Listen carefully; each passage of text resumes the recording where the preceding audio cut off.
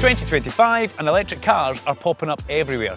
But how many actually make you stop and stare? Today we're taking a closer look at the OMODA E5 in comfort trim. A new EV that's not just about ticking the green box.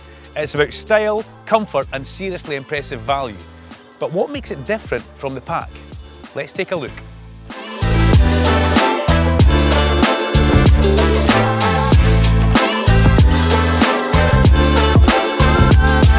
Let's be honest, the EV space is starting to get a little crowded. But this one's not just another face in the crowd. It's sharp, smart, and surprisingly luxurious for the price. Today we'll explore its standout features and see why it just might be one of the most compelling new EVs on the market.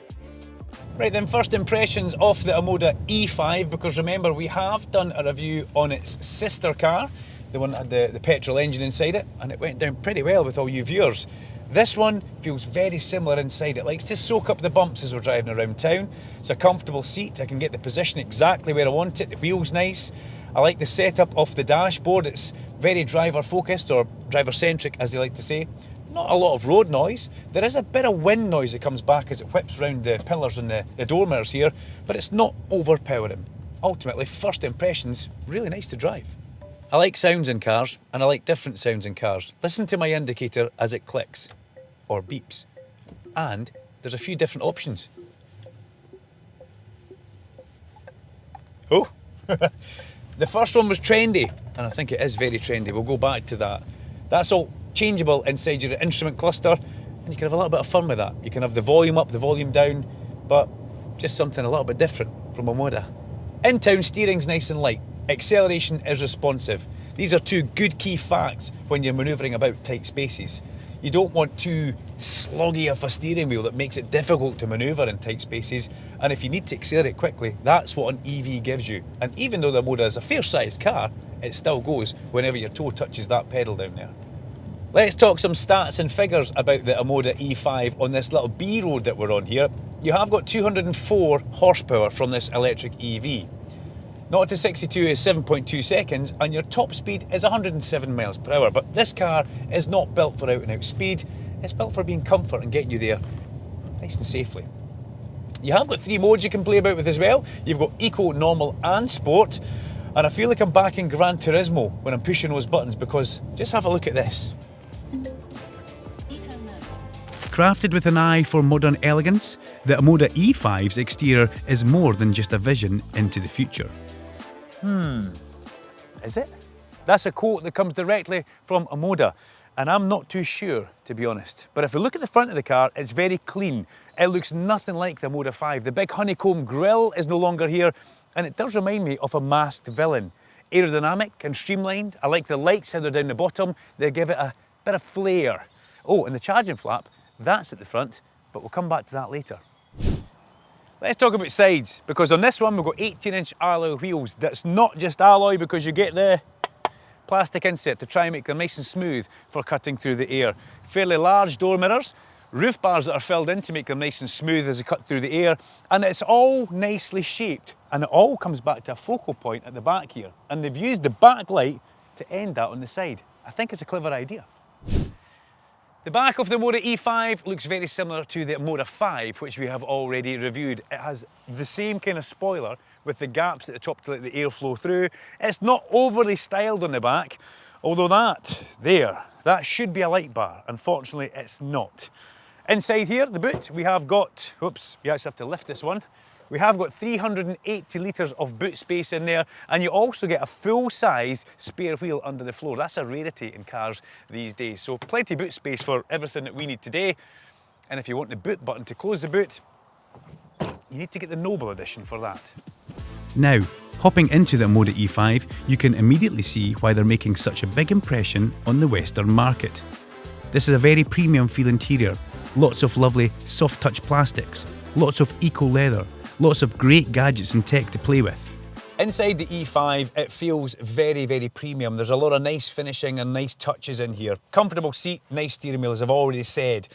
Look at that driving display. It's perfect, it's clean, it's not overly cluttered, and it blends in perfectly to the 12.5-inch infotainment screen.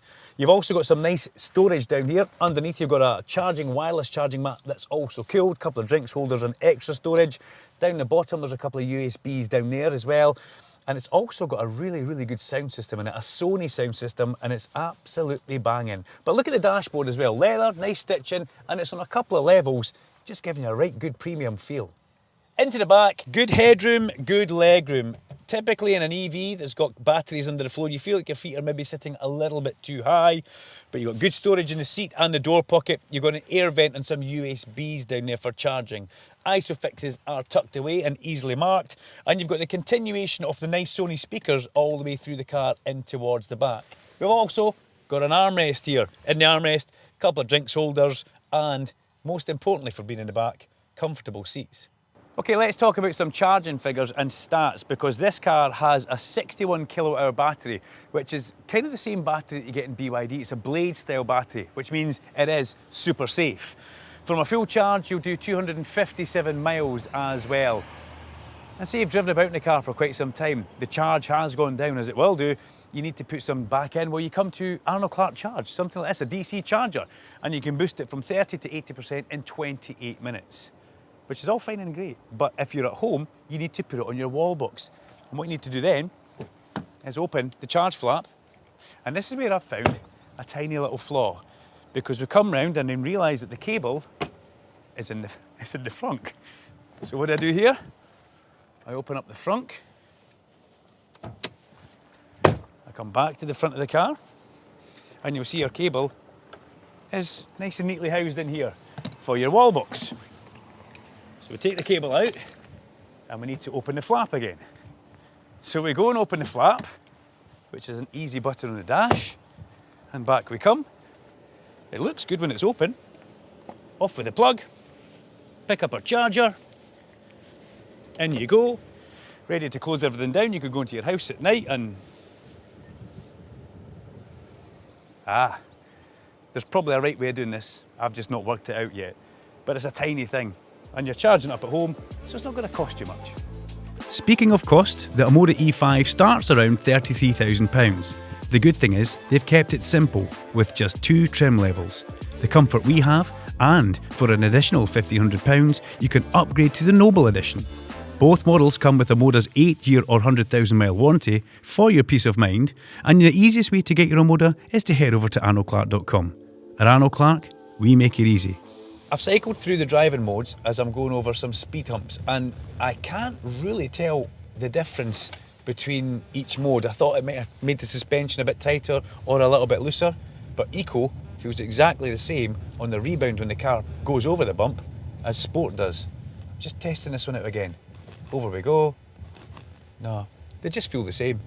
Now, as I mentioned earlier before, the E5 kind of reminds me of a superhero wearing a mask, but that's not the only parallel between the two. Like any good hero, the E5 is good at keeping you safe because it's got a very impressive list of safety features like lane departure warning, lane departure prevention. You've got emergency lane keeping, front door opening warning, blind spot detection, rear collision warning, driver monitoring system, rear cross traffic assist. Basically, if you can think of a safety feature, this car will have it. I've driven a lot of EVs now, and as you know, I like to play about with my paddles for my regen braking so I can change it as I go on the hop with great ease. Unfortunately, this doesn't give you paddles at the back of the steering wheel. It does give you the option in the menu, but you have to go through that process of trying to find and then change, which isn't great. But you do feel quite a change in your regen braking from low to medium and high. So it's always good to know that you are putting back into your battery as you're on the move. Remember, I drove the OMODA 5. We did a review on that. You could hit the top right of the screen just now and watch that review. Now, this car, the E5, has got a lot more weight in it because you've got the battery packs. And what have OMODA done? Well, they've beefed up the suspension just that little bit because the car does feel a little bit naturally firmer as you drive along the road, just to try and compensate with the weight of the batteries and any body roll that you might get in an SUV. Adaptive cruise control as we drive along the motorway, so clever, so tuned into everything that's happening around the car and in the driver's seats, keeping an eye on you as you work away here. I'm going to change lanes and I'm going to see what it's like as I come across without actually signalling. There's nothing behind me, but me. That's another big bong. That's a new noise. We weren't expecting that one. But there was also a fairly big tug on the steering wheel because it doesn't think that I'm ready to change lanes. Signal, that doesn't happen. It's a nice smooth transition, but yeah, it's really nice. There's a little bit of information on the driving screen in front of me as well.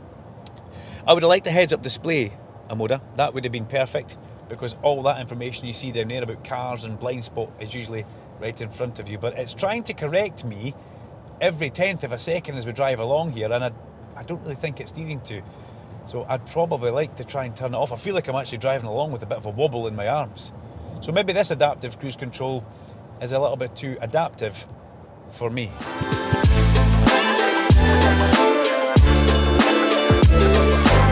The OMODA E5 is a good solid car, good value for money, and in my opinion it looks pretty sleek. But the big question is, who is it for? Probably looking at somebody who's ready to make that jump in towards the EV market. Now the UK is absolutely flooded with EVs just now, but they all seem to come from the same group, VW or Stellantis. So somewhere along the line, these cars come from the same formula. There's nothing wrong with that formula, but if you're looking for something a little bit different, something that does stand out, then the OMODA E5 could be for you. My name's Duncan Vincent, this is the Arnold Clark YouTube channel. Make sure you like and subscribe and hit that bell icon so you never miss an upload from us. And until next time, safe driving.